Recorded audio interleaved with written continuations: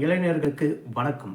நம்ம எல்லாருக்குமே நமக்குள்ள சக்திகளும் இருக்கும், நிறைபாடுகளும் இருக்கும், குறைபாடுகளும் இருக்கும். ஸ்ட்ரென்த் அண்ட் வீக்னஸ், இது ரெண்டுமே நம்ம எல்லாருக்குமே இருக்கும். நாம் வாழ்க்கையில் நம்மளுடைய சக்திகளை மட்டும் உணர்ந்து செயல்பட வேண்டும். அதை தான் விவேகானந்தர் அகம் பிரம்மாஸ்மி அப்படின்றார்.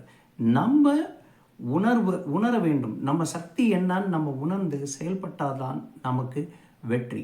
நாம் எவ்வளவுதான் கடவுள் மீது நம்பிக்கை வைத்திருந்தாலும் நம் சக்தியை அறிந்து செயல்பட்டால்தான் கடவுள் கூட நமக்கு உதவி செய்ய முடியும். இப்போது நம்ம பரீட்சைக்கு போகும்போது சில வதந்திகள் சில பேர் பரப்புவாங்க. அதாவது இன்னைக்கு பரீட்சை ரொம்ப கடினமாக இருக்கும்னு. அதையெல்லாம் பொருட்படுத்தாமல் நம்ம மீது நம்பிக்கை வைத்து, நம்மளுடைய திறமை மீது, சக்தி மீது நம்பிக்கை வைத்து நாம் போய் பரீட்சை எழுதினால்தான் அதில் தேர்ச்சி பெற முடியும்.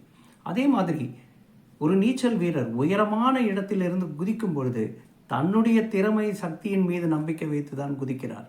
அவர் இடையில யாரோ ஒருத்தர் பிடிச்சு காப்பாற்றிடுவாங்க அப்படின்ற ஒரு நம்பிக்கையில் அவர் குதிக்கிறது இல்லை. தன் சக்தி மீது இருக்கிற நம்பிக்கையில் தான் அவர் குதிக்கிறார். பொதுவாக நம்மளுடைய சக்தி பெரும்பாலும் எப்போ வெளிப்படும்னா, பிறருக்கு நம்ம உதவி செய்யும் பொழுது அது வெளிப்படக்கூடும்.